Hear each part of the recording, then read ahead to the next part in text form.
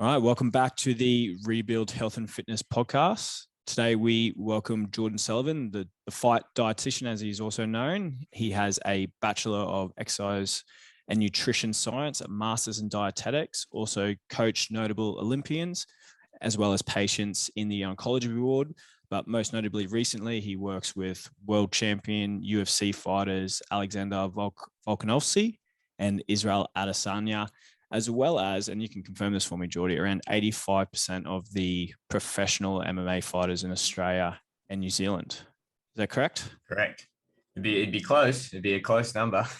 Yeah, man, that's incredibly impressive. Again, along with that, he's also founded his own company, the Fight Dietitian, as well as the Fight Science podcast. But I guess, mate, for those who haven't heard of you much before, how would you describe your sort of area of expertise?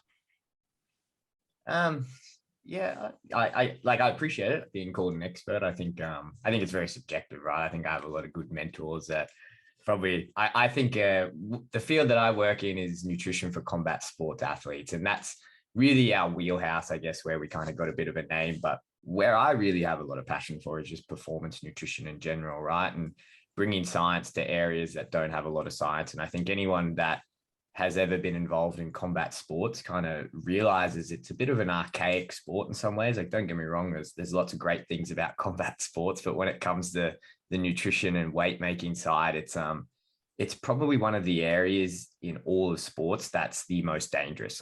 Other than long endurance events where you're out there for, hours and hours and hours on end, I don't know any other sport where the athlete undertakes such a risk, such as making weight. So it's an area that I'm very, very passionate about adding science in there. And I think over the last 4 years, that's kind of how we've made a bit of a name for ourselves, is just taking these guys and educating them and saying, hey, look, you don't have to kill yourself making weight and sweat out for saunas for days on end. There's a better way to do it. So yeah, that's pretty much it in a nutshell. And how did you get into this space from like uni? Yeah, it was where you are now, because it's sort of taken off for you over the last, like you said, 4 or 5 years. Yeah, it's a very bizarre little crossroads. I guess when I finished university, like I always loved sports science. That's what got me into doing exercise and nutrition in the first place. But when I finished my master's, I was doing, like you said, that placement on the oncology ward for 12 months, and I was working at a hospital. And to be perfectly honest, when I finished, I think I was 21 or something like that, and I had a master's degree. I was too immature. I thought I couldn't really connect with the patients in a real world setting. So I did what most young people did, and I ran off overseas and for a 6-month trip that ended up lasting for about 3 years. And it was an interesting time over there because I kind of put myself in a situation I'd never really been in. Like, I come from a middle-class family and, went to a good school and good university, and I made a rule to myself not to touch a bank account back home. And I kind of went through a lot of things I'd never been through in my life, and kind of went through a lot of financial hardships and, places I didn't have places to stay and things like that. Long story short, I traveled around a lot. One of the constants I had over there was my training, and I've long been into like combat sports and whatnot. But while I was overseas, that was the real constant over there. And I really felt that it kind of kept me together and got me through that.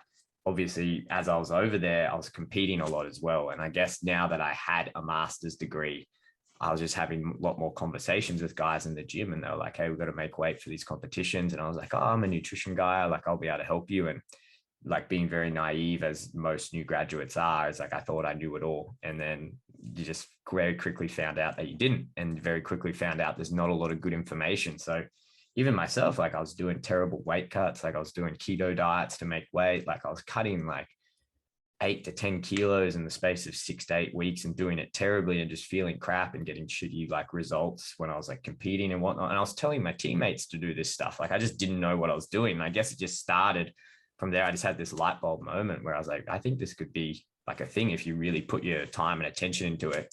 And I looked around for teams. I ended up linking up with this team in America that was doing pretty well at the time. And I actually ended up going over and kind of like sitting in on their week, like a fight week with them. And it was very eye-opening. And like, I don't want to, like, they were quite successful doing what they were doing, and good on them. But I kind of sat back and watched them and thought, holy shit, if these guys are doing this at the highest level, and I personally thought it was pretty terrible, like what I was seeing. I was like, there's not a lot of science what they're doing. They're kind of just using this bro science, pseudoscience type approach. And that's what really started. And I came back to Australia and thought, shit, like, if that's what they're doing and they're, doing so well and they're kind of just winging it, like what could we do if we actually get a lot of science around this and build it up and create these systems? And yeah, it was a long, tough road kind of getting it going. But once it got going, yeah, the ball started rolling pretty quickly.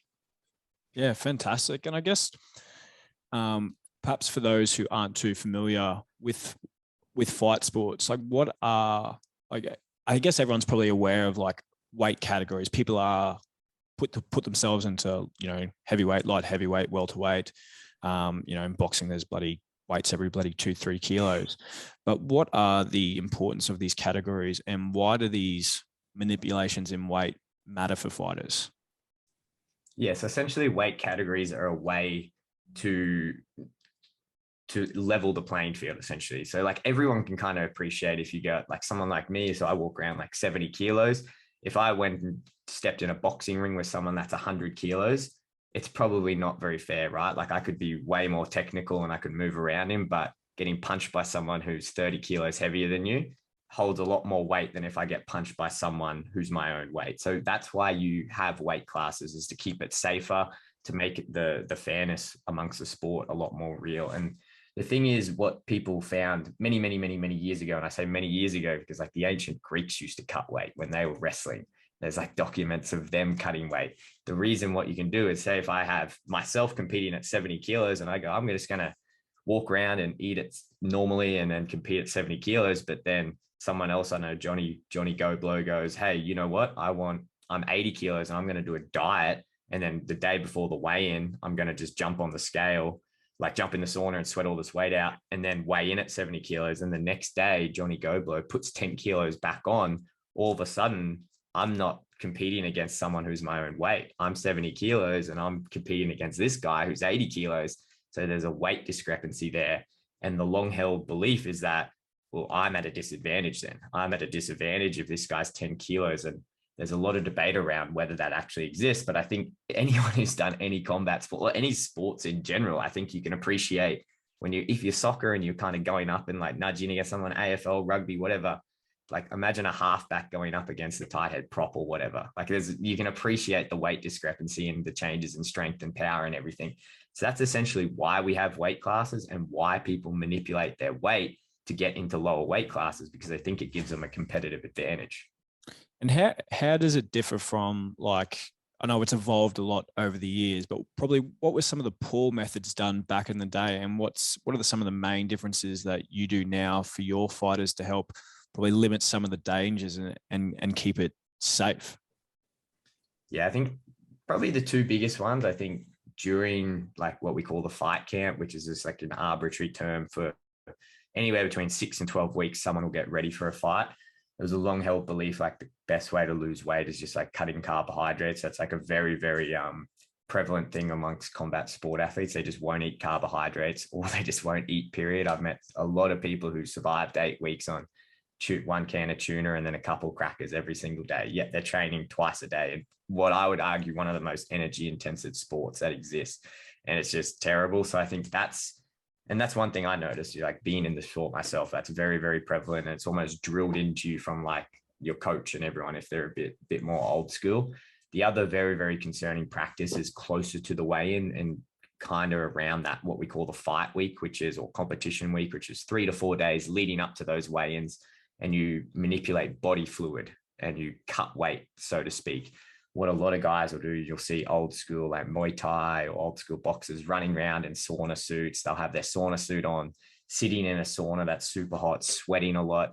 And there's obvious problems there. Like there's complications that come from overheating, and there's complications that come from extreme dehydration. And in the past, unfortunately, we've seen people die because of that. We've seen people who have depleted themselves so much in the weeks leading up, and then they get to that point and they just live in a sauna suit and they run in Thailand in extremely hot, humid conditions, or they jump in a bathtub with water too hot, they're sweating, overheat, and then they get complications of dehydration. And unfortunately, we've seen people die. Terrible. Like, I think it's happened recently. I think there was a young female kickboxer like 2-3 years ago. Yeah, 2016, there was a young lady who unfortunately passed away in Thailand doing exactly that, running in a sweatsuit. and they found her on the side of the road, passed out, and she, went through cardiac arrest and they couldn't revive her. So how do you adjust? Like, what are some of your methodologies around weight cuts that vary, that are safer practices? Without giving away all your trade secrets. They're all out there. I think like the more people that know, the better. I think putting it simply, I think you just need to be more smart about it, more calculated. It's not just like, hey, I'm 70 kilos, I'm going to go make 57 kilos. Like, just, that's what my coach told me to do. One thing is you need to just put structure and a bit of order amongst the chaos. And what I mean by that is, say, if you come to me and say, hey, I'm a fighter, I'm going to compete at this weight class, I always say, like, why do you want to compete at that weight class? And they go, oh, I don't know, my coach told me. And it's like, well, no, I need to send you to go get a DEXA scan, and I need to see physically how much body fat you have, how much muscle mass you have. What can your body physically get to? Like, what weight can we manipulate within your body? Can you safely get to? And there's numbers that we can work out, and we can say, hey, Joe Blow, you're 80 kilos, but I know you've got 10 kilos of fat, and I can safely manipulate 3 or 4 of those kilos. And then I know by using methods I'll talk about in a minute that I can manipulate a certain amount of fluid in your body, and then we can safely make that weight. So setting up that structure from the get-go is really important, rather than just coming in and saying, hey, I want to compete at this weight class because everyone is like the same height. It's like, well, that's not really good enough. The next thing is setting up some good performance nutrition during that fight camp period, right? So it's not just eating a can of tuna and crackers for 8 weeks and then going into the fight week. It's loading up their body in a way that supports the demands of their training. So eating good carbohydrates. So like, again, like I said, a lot of combat sport athletes don't eat carbs because they're afraid of it, yet it's a highly glycolytic sport. And what that means is the majority of the training is done in a zone where we're burning mostly carbohydrates. So you need to put those fuels in. So making sure that they're eating a good amount of carbohydrate, getting a good amount of protein. So when we're losing weight, we're maintaining that lean mass, eating a good amount of fat for hormonal support, things like that. And then again, you need to work it out and go, hey, look, Johnny Joe Blow, like, I've done all the maths. I know you can lose this much weight each week and you need to eat this many calories. I need you to eat them. Like, don't eat under them. Don't go over them. You need to eat this much and slowly bring that weight down. The next thing that we do is when we get to that fight week, all the fat loss has already been done in those 8 weeks or whatever. So you can lose, say, we usually say like 0.5% to 1% of your body weight. We can easily calculate that to go down in those 4 to 5 days leading up to weigh-ins. I'm very confident that you can very safely, if you do it properly, lose between 8 and 10% of your body weight just in fluid water weight. And what that means is you're not losing fat, you're manipulating fluid in different compartments of your body. And it can get very complicated, but essentially what we're doing is we're manipulating 3 nutrients. It's carbohydrates, fiber, and sodium, or salt, table salt. And what you do is when you take those things out of the diet, you manipulate fluid in different components of the body or different compartments, and you can progressively dehydrate that body to a point where we go, okay, we're now 3-4% body weight away from your weigh-in weight. So I'm going to put you in a sauna, I'm going to put you in a bath, and I'm going to control all of these factors so you don't overheat too much, you don't put too much stress on your body, but then we can sweat out those last 3-4%. We can get that person on weight, and then we can rehydrate them properly. We can reload them. So like, that's a very quick rundown of it. But I think you can appreciate straight away that it's like, for an area that there wasn't a lot of science and people were just winging it and going, hey, Johnny Joe Go Blow, you go make this weight. You can see why people get so injured and so damaged doing it, because it is quite complicated. And then they just wing it and just go, whatever, tuna crackers, and then I'll sit in a sauna. And it just doesn't work. Yeah. Yeah. You can definitely see like the easy, dangerous side of things. Do you have to consider any like gender differences between your male and female fighters, especially around, say, like a female's menstrual cycle or anything like that? Yeah, you absolutely do. Like, I think in terms of the actual weight cut, there's a few things that happen, obviously, throughout different stages of the cycle. And every female is different, right? Like, I don't think it's good to generalize what one female experiences on their cycle, because everyone's different. And it's important to appreciate like 50% of athletes probably won't even have a natural menstrual cycle as well. So we're talking about this 50%. There's a few things that happen when certain hormones go up. They will hold more water. So a lot of female athletes will experience this when their period's coming on. They will hold more fluid and the weight will come up. Another thing that happens that we need to think about is their thermoregulation. So their core body temperature can go up, which means that you might not have to put them in as much of a thermal stress. So you don't have to have the bath. It's like you don't have to have the sauna because their core body temperature is going to be up. And it's knowing those things. So like throughout the camp, or even we prefer to work with guys all year round, it's tracking those cycles. Like what happens in those cycles? How long is that cycle? At what point does certain things happen? Okay, we know that when you're about to get on your period, that your weight goes up 2 kilos. How are we planning that? And where does that fit in? Is that right 2 days before we got to weigh in? Are we going to be expecting 2 kilos out of nowhere? Okay, maybe we need to change our acute weight loss strategies, and we need to maybe not do as aggressive as a water load, or we don't want to pull out carbs too much, or maybe we need to adjust something here. So yeah, there are considerations. Again, I don't particularly think that having those considerations are excuses for weight loss, especially at a professional level. I think at an amateur level, you're just learning about your body, so that's completely fine. Professional level, you should know what happens throughout a cycle. If you have a good, healthy cycle, if you're eating properly, you should, to an extent, be able to predict that and then be able to plan for it throughout your fight camp. Yeah. Beautiful. Have you had spanners thrown in the works with, like, because you're saying, and I can definitely relate to that bloating in the week leading up. And then if your fight is that week, how would you get around that? Like, would that be more of the water reduction, or? I mean, in terms of cutting weight, do you mean like, is it going to affect them losing weight, or just them feeling crappy from bloating and whatnot? I think they're going to feel crappy regardless, right? So with the cutting weight. So if you know they're going to put on, say, 2 kilos, and we're coming up to that week, maybe you'll pull out certain nutrients earlier. You'll pull out carbohydrates earlier. You'll pull out fiber. Maybe you won't do what we call water load, which the idea is to increase total body water for a certain amount of time to encourage the body to lose more water. There's no real point in doing that if they're going to already increase and retain water. So you might manipulate that. You might not kill back or draw back on salt as much. So there's certain things you can do, but it's very individualized, right? And I think, like you just made a good point, I think a lot of female athletes, especially when we talk about performance in the menstrual cycle, it's definitely a thing, right? Like, and you would know for sure if athletes, they do feel bloated or whatever, it can affect their training. Something that I feel very strongly about, though, is like, I feel like when you talk about like a female athlete being at this stage of their cycle and they can't do this type of training, they can't do that. I really don't like that terminology, because it feels like it discredits just how tough female athletes are. Like, some of the toughest athletes we have on our roster are female athletes. It doesn't matter. It's the same as with guys. If they rock up and they're having a good day or a bad day at work or whatever it is, it doesn't really matter. Sorry, my phone just went off and it cuts out all the audio, but it doesn't really matter. Same with females. Like, you can definitely put in contingencies to make sure that they are feeling good, but they're pretty tough. Like, they'll get through it, right? Like, if they've got this session, they'll grind through it. There are definitely things you can do with them to help them get through it. But I don't like discrediting them and saying, oh, you know what? You're at this stage of your cycle. Instead of going and training with these guys, you've got to go sit out for a little while. You've got to go sit out and do this, because they'll get it done. They're tough enough to get it done. I don't know if my audio is cutting in and out. I'm getting cool. Yeah, all good. And yeah, completely agree with that. We've I don't know if you've heard of her, Lily Riley. She's a local Brisbane girl as well.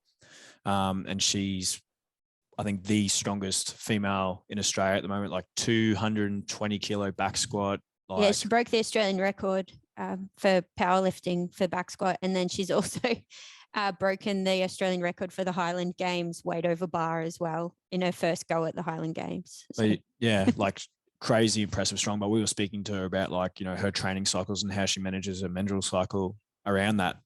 And she's like, I've never considered it. She's like, I just crack on, get the work done. You know, whether it has an impact on her and she just doesn't realize it, and, you know, all power to her. Like, she's just finds a way.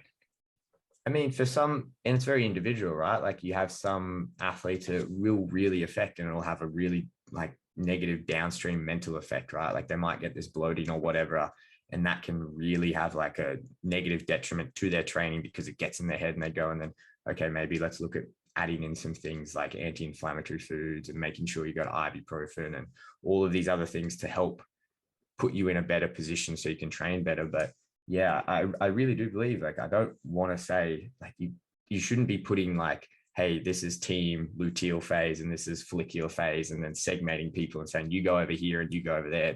It's not practical, especially in a team setting. And then 2, I think it really does discredit just how tough our female athletes are. Yeah, for sure. You still want to accommodate though, right? Like, that's something in our gym, it's that self-compassionate. It's like, well, it's you lead your phase so you can eat a few hundred more calories and be kind to yourself, because your weight's going to, if it's a PB day and everyone's doing 1RMs, and it's like, well, sometimes I might just have to accept that today's not my day. So it's still planning around that, right? Or allowing for that without excluding you and still having a crack at it.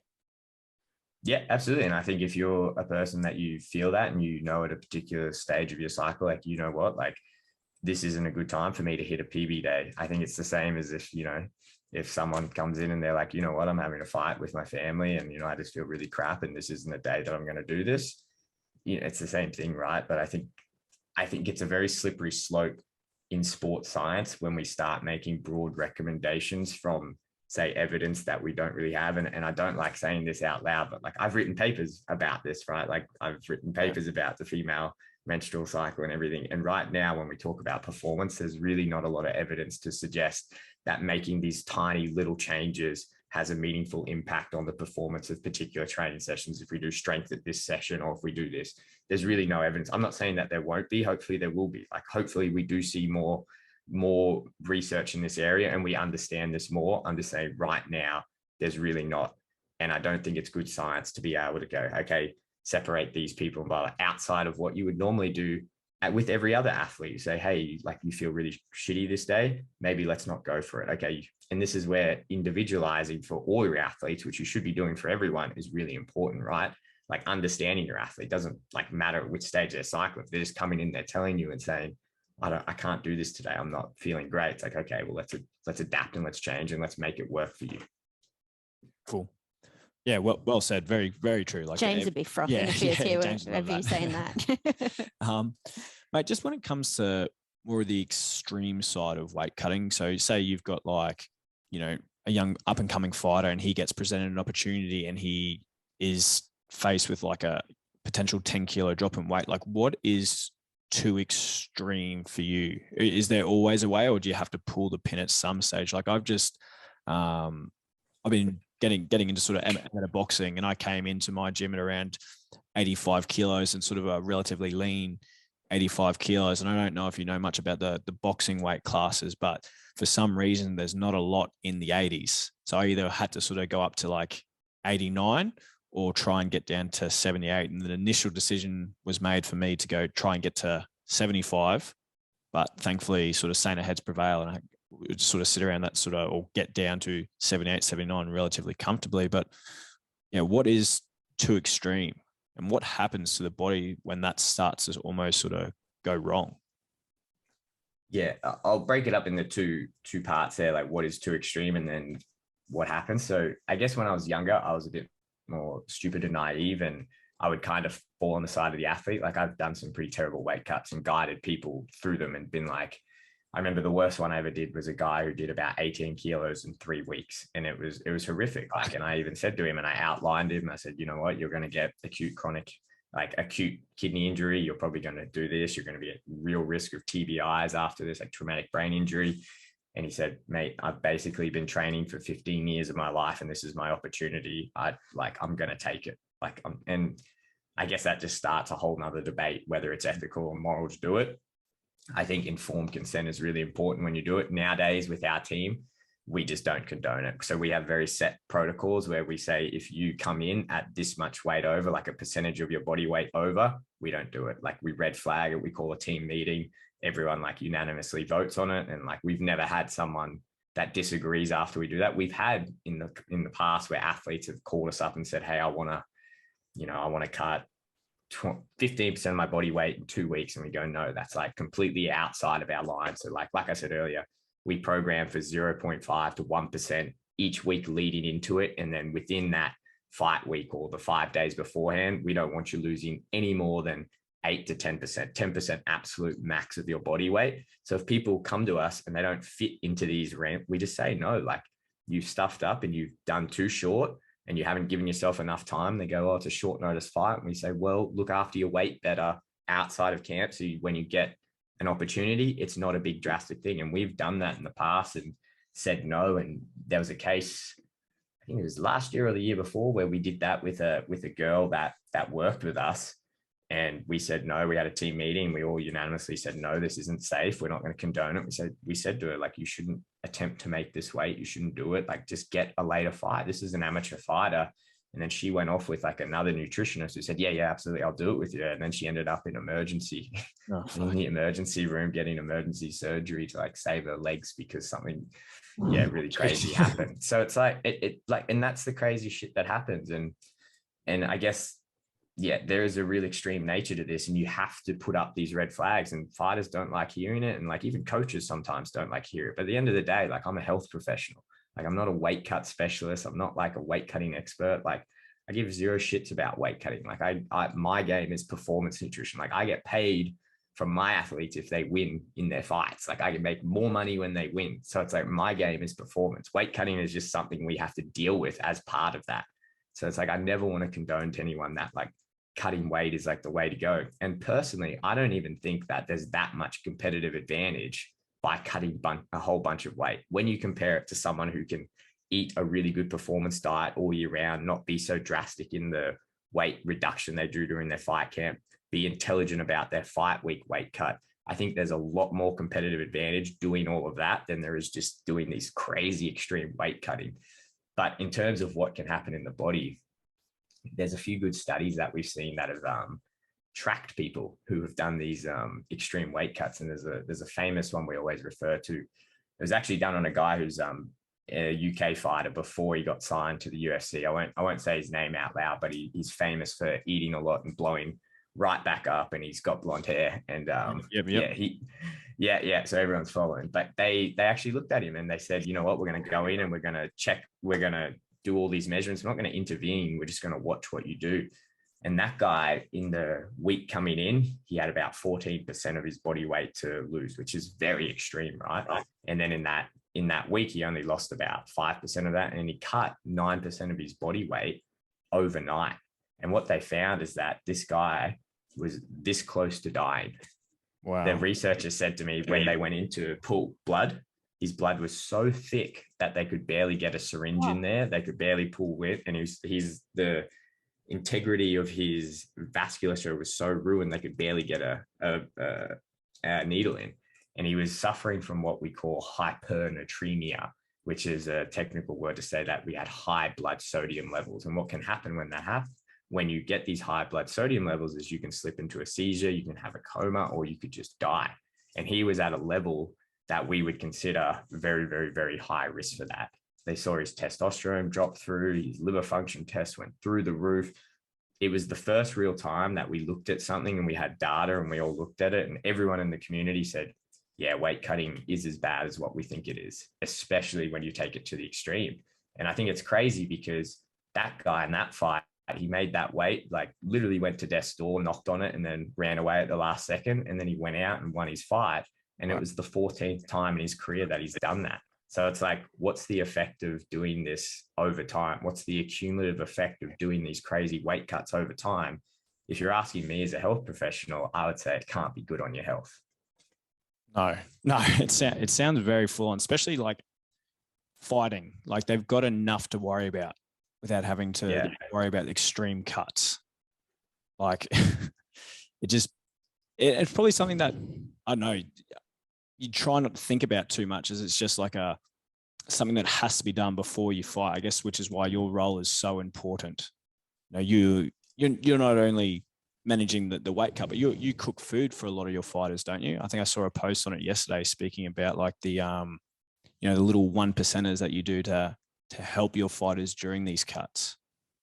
Yeah, with our high level guys, like we go away and we'll like physically do the fight week strategy with them. So yeah, I'll go away and I'll like cook everything for them. And it's like most of these guys are just used to eating like boiled chicken and a couple almonds, right? And when I say you do this safely, don't get me wrong, like when you've got professional high level guys, you can still cut quite a bit of weight and you can do it very safely and you can do it in a very scientific way, but it doesn't make it easy. Like I don't want to delude people. It's not like an easy walk in the park. It's still quite a tough thing to put your body through. And so doing things like that and, making them good meals and making it presentable and just having you there to take that stress away really does make a huge difference. Because like you said, this is just a prerequisite to competition. Like no one gets paid to make weight. Like we all get paid when these guys get in there and they fight. It's just a prerequisite that we have to do to make the weight. Yeah, and mate, I want to touch on the importance of like hydration and getting our electrolytes in, because I think it's something that a lot of the general pop don't necessarily utilize that much as much as they should. But I want to touch on a story about I think it was from your last fight camp with Volk, around you running 100 kilometers on a treadmill and pretty much not sleeping for 3 days as a cumulative effect of that. Is that true, and how'd that come about? Yeah, it is true. It was the overall effect that was pretty horrible. Essentially, like probably at the start of last year, is like I had this big moment where I was like, I'm so involved with fighting, I need to kind of get away from it a bit. I think anyone that runs a business, I think, especially if you want to do really well, you have to immerse yourself in it and kind of like let it be all consuming. I kind of got to a point where I was like, it's becoming detrimental, me being around these guys 24/7. And my solution that I came up with in my head was like, okay, you got to do something different and do something you really hate, which was running for me. So essentially I started doing this ultra endurance training. Long story short is I had a race booked in and I trained about 6 months for it. And I said, this is the date, and I'm only going to not do this for 3 clients that I have, 3 clients who have helped me out monumentally with my career. I'm very good friends with. If any of those 3 people tell me that they have a fight booked on that date, they're the only ones that I'll not do it and like waste 6 months of training for. Yep. And then it turns out that 2 of them had fights back-to-back weekends overseas. So I was like, shit. And so I ended up going over there. And then, we flew over the States, did all this training. And then, got to the weekend that I was meant to do the run. And I was like, I just basically messaged my coach and I was like, it's a her. But I was like, dude, I've done all this training. Can I just do it? Can I just run it? And she's like, you can't just run around like a random city you've never been in. And I was like, fuck it, I'll just do it on a treadmill. And she's like, that's so stupid. But I was like, I know I'm fit enough to do it. And like, you guys train, like 6 months is a long time of your life to dedicate to a very specific thing and then not get to do it. So I guess, night before, it was the night after weigh-in. So we had our team dinner and then going into the Saturday that Alex fought. So I started at like midnight and then just, put the clock on and just ran 100 kilometers. And it took me about 10 hours to do. So probably about midnight to 10 a.m. And then luckily, like I made Volk like a pre-made breakfast that he could just wake up and get in the fridge. But I was pretty cooked afterwards. And then, had to go rehydrate and everything. But I still had to cook for him for the rest of the day. And then his fight, the way that it worked out at the time zone, he didn't fight till 2 a.m. the next day. So it was a very long couple of days after that. That bloody hell.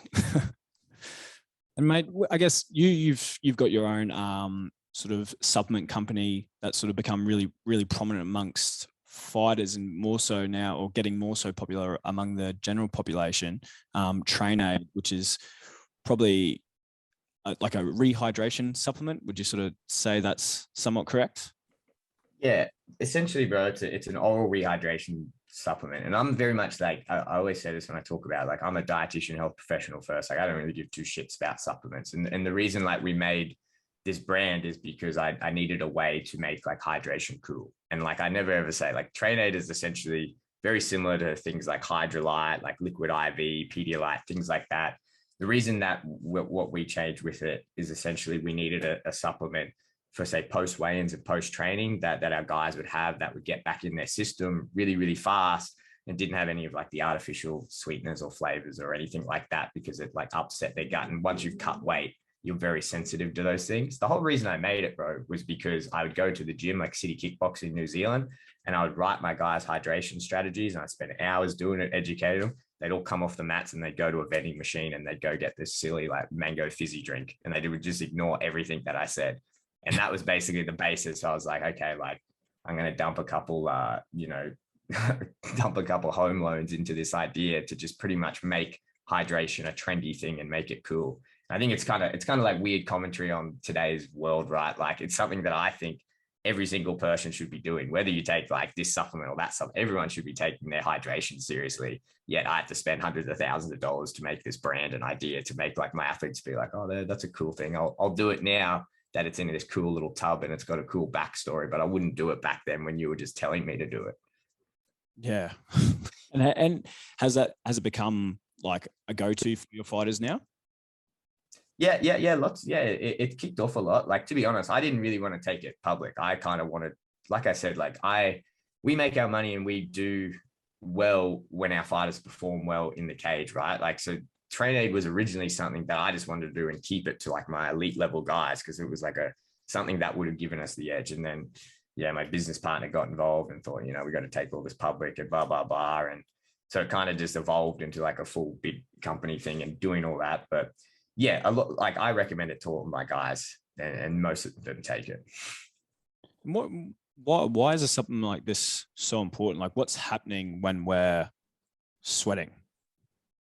To explain it, you just need to understand a couple of things about like what sweat is, right? Like, when we sweat, we're obviously losing fluid, but we're not just losing fluid. It's not just water that we're losing out. Like you said, there's a lot of those key electrolytes in there. There's little trace minerals in there, like iron and other things like that, but we're losing electrolytes. So when you're sweating, and if you think about when you're training or going out for a long run, or if you're exercising for a long period of time, especially if it's hot, like here in Oz, like in the summer, when it gets really hot, it's not unusual to lose 2.5 kilos of sweat in an hour.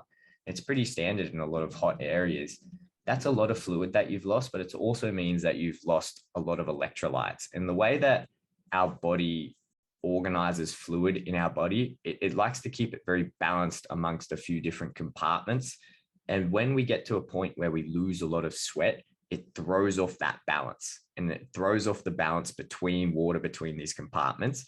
Why that's important is because as we get progressively more dehydrated, when we talk about performance, we start seeing performance decrement. So if the standard that we say is like 2% dehydration, you'll start seeing, lack of reaction time, strength goes down, your optimal power goes down. It progressively gets worse and worse and worse. As you continually get more dehydrated, you start pulling water from different compartments in your body, and it further upsets this balance, because your body doesn't necessarily work by just how much water it's in there. It works by how many solutes, or the concentration of solutes. Like sodium is a solute and it's an electrolyte, and it's a very, very, very, very, very important regulator of this balance of fluid in your body. So you can appreciate that if you've just gone out and you sweat 2.5 liters and you sweat out, a whole bunch of sodium and lost all of that salt as well, that balance is going to be a bit out of whack. So if you just put plain water back into your body, if you do it and you're not in a rush to do anything, your body's pretty good. It will eventually like equilibrate. But if you think about, if you get like a cup of water, just say you get 1 cup of plain water, another cup of plain water. If you put 2 scoops of sodium in one of those cups, it's very concentrated, right? Like, it's very concentrated. That's essentially what happens in your body when you sweat a lot. We become more concentrated. When you put that plain water back in, because it doesn't have any of those solutes, your body doesn't actually recognize it. So it doesn't recognize when it goes through your kidneys, oh, hey, I've got lots of good fluid here, because those solutes are what pushes fluid throughout that body. And why this is important is because you can get guys who do a big training session, lose 2.5 kilos or whatever, and then they'll just go smash a bunch of water. And the thing is that the way your kidney works is that there's this big tubes that go through, and because of the concentration difference of these solutes, they put water in different parts. But if there's no solutes in there, it's just going to go all the way through, and you'll drink a big thing of water, and then you'll just pee, and your pee will be clear, and you'll go, oh, okay, sweet, I'm hydrated. And it's like, well, your bladder's hydrated, like this thing's hydrated, it's gone through, but all of these areas that you've pushed water out of, they're not hydrated. And the reason they're not hydrated is because we've got to somehow manage to get fluid back in there, because fluid throughout the body serves different functions. Your fluid in your bladder serves a very specific function to get rid of waste products in your urine and everything else, but it doesn't particularly determine how well you can jump, or how high you can jump, or how much you can bench press or whatever. That's not its role. But inside the cells, they serve very particular purposes. The fluid in your blood serves very particular purposes, dropping off nutrients, dropping off oxygen, going around. Those are the areas that you need to rehydrate. You don't need to rehydrate your bladder. And the way that you rehydrate those areas is by putting in a drink that pushes all the concentration of the solutes back the other way to what you lost it.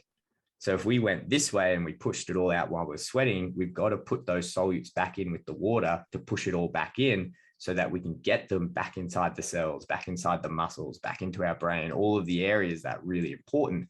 And the way that you do that is you put electrolytes in with water, because that's the ultimate thing that's dictating how this water moves around your body, if that makes sense. Yeah, absolutely. And that would, like, when we're speaking about sort of ways in which people can get electrolytes back in, like products, what do you think about products like, Hydrolyte, or like Aldi's equivalent literally just says electrolytes, I'm pretty sure.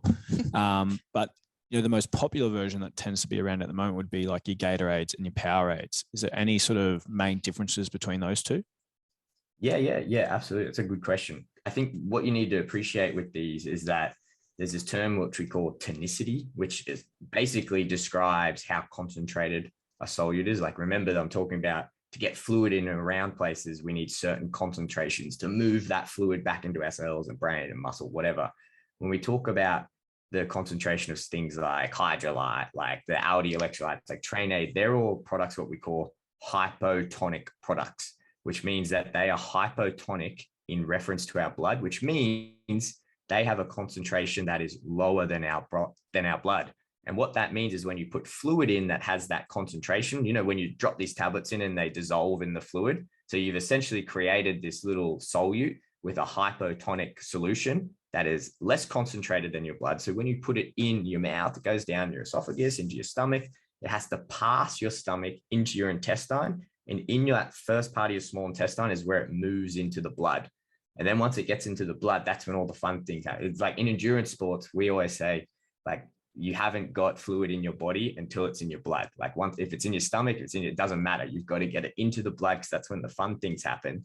So one, you've restored some fluid in that blood, but then you've got to push it back in. And by having that particular hypotonic solution, you're going to get that fluid to move across from the intestine into the blood really, really fast, because there's a concentration difference. And again, those concentration differences, they determine where fluid goes throughout your body. So put like your Hydrolyte, your Aldi electrolyte, your Train Aid, whatever, you put those in, you can be pretty confident you're getting that fluid pretty quickly from your intestine into your blood, and then eventually back into your cells and all these other spaces and whatnot. When you take something like a Gatorade, there's a couple of differences, is that it's going to be more concentrated in things that aren't sodium. So it's going to be what we call either isotonic or hypertonic. And most of them are going to be hypertonic, meaning that they have a higher concentration compared to the blood. And the reason these things have a higher concentration is because they have more things in there, mainly carbohydrates. So think if we've got that cup of water, and when we're talking about concentration, it's not just electrolytes, it's anything you put in that little cup. So they put like a little bit of electrolytes in there, not very much, but then they put in a lot of carbohydrates, which increases, one, the concentration of this fluid. And then two, what the other thing it does is it slows down the emptying from the stomach into the intestine. So when you drink that Gatorade, you go, okay, body comes in, there's a lot more carbohydrates for your stomach to deal with, a little bit of salts and whatnot, but because it's got to deal with these carbohydrates, it's slower to move into those spaces into the intestine. So it goes boom out here. And because there's not that sodium difference, it's not going to rapidly move across into the blood. And that doesn't necessarily make Gatorade or Powerade or whatever a bad drink.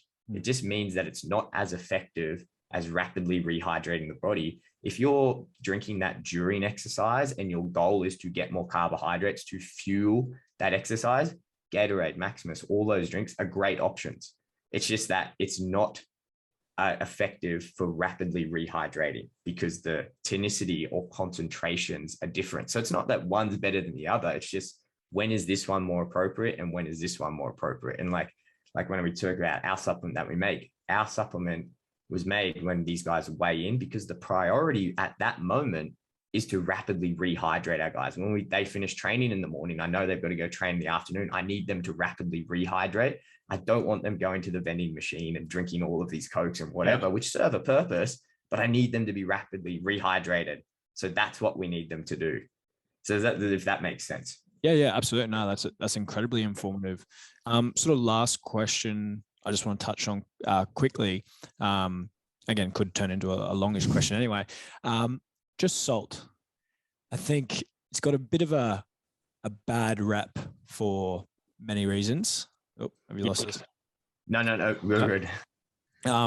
Again, I think you're very, very well qualified to speak about the importance of still including salt in our diet, because there was years, I think, probably when we were growing up, everyone was like, nah, salt's the devil, get rid of it, associated with, high cholesterol, this kind of stuff. But, from a sports perspective, I know for myself, if I have a big training session, the Arvo, since I've started adding a little bit more salt with my dinners, just normal table salt, I think it's made a massive difference to my recovery, my ability to, rehydrate. Yeah, I think salt gets a bad rap because we think about it in a very specific clinical population, right? And again, it's all contextual, right? The same as what I was talking about with the priority of what drink's good for when. It's the same with salt. If you get someone that has left ventricular heart failure and they're getting pulmonary edema, they're getting peripheral edema, which is like fluid swelling up around their body, probably not a good idea to put a lot amount of salt, which is going to, again, attract water and increase the total water, put more pressure on their heart, put more pressure on those failing lungs.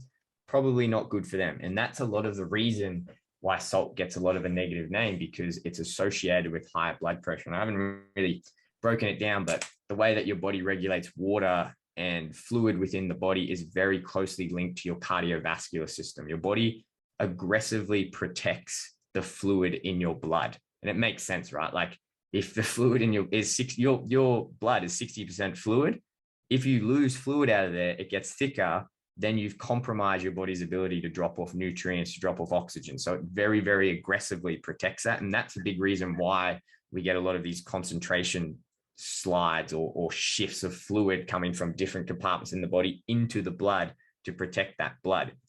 So it's all very, very linked. If you've got someone who's already got very high blood pressure or they've got heart problems, and then you're adding additional sodium into their body and drawing more fluid in, you increase the width of the hose, you're going to add to that problem, right? You're going to increase their blood pressure. So for that clinical population, low sodium diets are great, because you can do the opposite of that. By taking out sodium, you can reduce the fluid around in the cardiovascular system and actually bring down the blood pressure.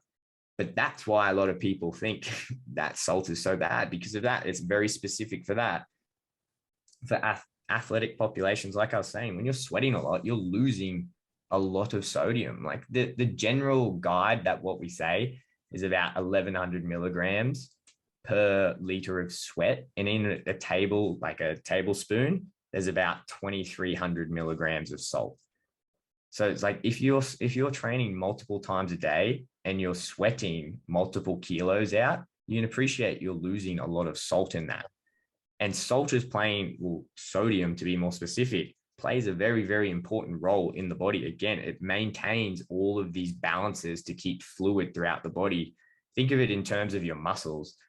Your muscles contract because they do this thing where they switch the amount of sodium, like they switch the amount of sodium, potassium inside and out of the cell, but you need a very specific amount of sodium for that to happen properly. When you're thinking about neurocognitively, your brain, you need a certain amount of sodium inside and out of the cell for you to be very switched on. So all across your body, you need your cells to be hydrated. You need sodium to be in certain concentrations. If we're sweating constantly and we're not replacing it with food or electrolytes or whatever, you're upsetting that balance. And you can see how you can start getting these detrimental effects. And I'm not saying like you have to be drinking electrolytes every single day or like filling up. You can easily get it in food. Like you can easily do it.